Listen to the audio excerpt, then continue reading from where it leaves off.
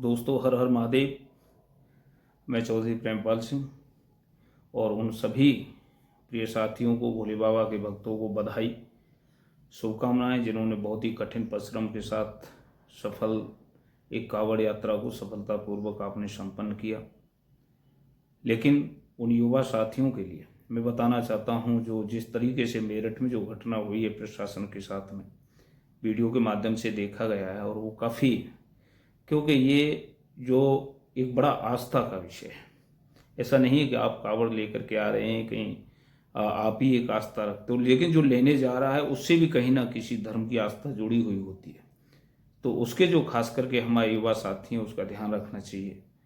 और इस तरह से जो अभद्रता होती है वो बहुत कष्ट पहुंचता है, क्योंकि ये जो जल है ना, गंगा जल दो तरह से लाया जाता है। ये कभी हम अपना स्नान करने के लिए जाते हैं, नहाने के लिए जाते हैं, जब अपने साधन के माध्यम से गंगा जल लेके आते हैं। लेकिन इस जो गंगा जल है इसकी बहुत बड़ी शुद्धता होती है, जिसको 101% बोलते हैं ना, क्योंकि इस गंगा जल को खुद ही 100-150 किलोमीटर का सफ़र करके और इसकी पवित्रता को बना करके, बहुत बड़ी बात है कि उस जल को कहीं टच भी नहीं होने देते हैं। जो लोग हमारे लेकर के आ रहे हैं, और देखा भी गया होगा कि बहुत से हमारे युवा साथी लाते हैं और उसका पवित्रता का बहुत ध्यान रखा जाता है।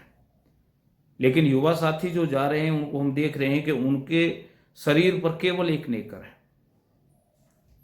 हम क्या संदेश देना चाह रहे हैं, क्योंकि ये सनातन के एक आस्था का विषय है, और इस पवित्रता के साथ ही उस जल को हम ला करके और श्री भोले बाबा के चरणों में हम उनको समर्पित करते हैं। इसलिए ये को कठिन परिश्रम के साथ इसको बताया जाता है कि हर एक व्यक्ति के बस की बात नहीं है। इसके लिए बहुत नियम है, उन नियमों के दायरे में ही हमें काम करना चाहिए। और मैं उन माँ बापों को भी मैं बता देना चाहता हूँ, जो हमारे युवा जो बच्चे जाते हैं उनको भी थोड़ा सा जरूर बताना चाहिए। युवा साथी हैं, हमारे युवा हैं, भविष्य हैं, उनको समझाना चाहिए, क्योंकि आंख बंद करने से कोई चीज़ खत्म नहीं हो जाती है। उतनी हमारी जिम्मेवारी है, कम से कम उतना हमें जरूर समझाना चाहिए। जिस तरीके से युवा से जो खास करके डाक कावड़ एक गंगा जल लाने के लिए कम से कम 10 से 20 वाहन वहाँ पर इकट्ठे होते हैं, और उनको एक पीछे आगे बगैर किसी नियम के भागना दौड़ना बड़ी लापरवाही में, और ऐसा भी होता है कि खुद भी अपनी जान दे देते हैं या किसी की जान ले लेते हैं। उनके लिए भी एक ध्यान देने वाली बात है, क्योंकि प्रशासन के ऊपर जिस तरीके से मैंने देखा है, सच में है या कैसे मुझे नहीं पता, लेकिन वीडियो के माध्यम से जो देखा है, अभी ये तो मेरी पुष्टि नहीं है कि मैं ये नहीं कह सकता, लेकिन जो देखा गया कहीं ना कहीं तो ये घटना हुई है। क्योंकि शासन प्रशासन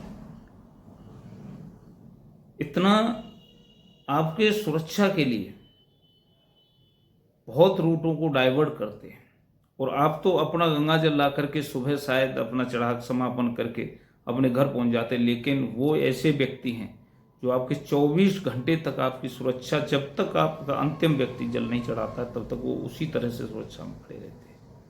और उन सबका सम्मान करना हमारी सबकी जवाबदारी है। एक स्कूल की बस को क्षतिग्रस्त किया गया, बड़ा चिंता का विषय है कि हम इस तरीके का जब हुड़दंग हमारा जाता है तो वो आस्था को ठेस पहुंचती है।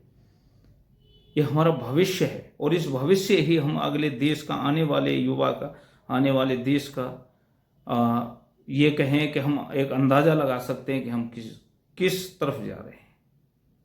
तो मेरा सभी उन युवा साथियों से, भोले बाबा के भक्तों से, क्योंकि अभी दूसरा सोमवार सावन का आने वाला है, और मैं सभी से विनम्र उन सभी युवा साथियों से निवेदन करता हूं कि अनुशासन का पालन करें। अपना वाहन ले करके जा रहे हैं तो अपनी दिशा में ही चलाएं, कि भी शासन प्रशासन आपकी सुरक्षा में, SSP, DIG, सभी जिले से कस्बे से संबंधित जितने भी पुलिस में सुरक्षा कर्मी हैं, वो आपका आज से ही डाइवर्जेशन का जो है एक मैप तैयार कर रहे होंगे, अभी से लग रहे होंगे। हम भी जैसे हम प्लानिंग कर रहे हैं, उससे ज़्यादा बड़ी प्लानिंग हमारा जो है प्रशासन करता है, शासन करता है।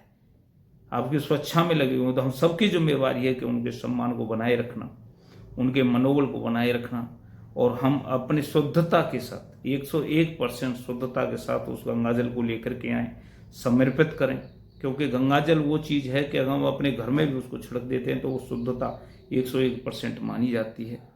तो मैं आप से फिर दोबारा पुनः निवेदन करता हूँ युवा साथियों से कि अपने अनुशासन को बनाए रखें, अपने शरीर पर वस्त्र रखें, निवस्त्र नहीं दौड़ें कच्छे में। ऐसा लगता है वो आप महसूस कर सकते हैं, अपनी वीडियो को देख सकते हैं। बहुत से युवा साथी हैं जिन पर कच्छे के सिवाय और कुछ भी नहीं है, कहीं भी आपका हाथ लग सकता है, कहीं पसीना आ सकता है और आप फिर उस कावड़ को दोबारा से फिर उस कावड़ को पकड़ोगे। जबकि पहले हमने देखा गया था, आज से तो ज़्यादा नहीं है, 2 से 4 साल पहले कंधे पर कावड़ रख के लाते थे, तो उसको किसी को भी हाथ लगाने का अधिकार नहीं था। अगर हाथ भी उससे लगाते थे तो उसको हाथ को अपना धो करके साफ करके कुल्ला करके, कहते हैं ना, अपना कुल्ला करके तब उसके बाद में उसको पकड़ते थे।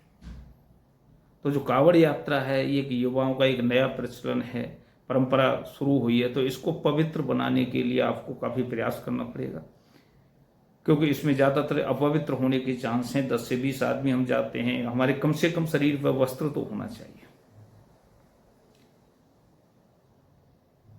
तो बहुत बहुत आप सभी का आभार, जो आपने सफल अपने परिवार के लिए अपनी मनोकामनाएं आपकी भोले बाबा पूर्ण करें, ऐसी हमारी प्रार्थना है भोले बाबा।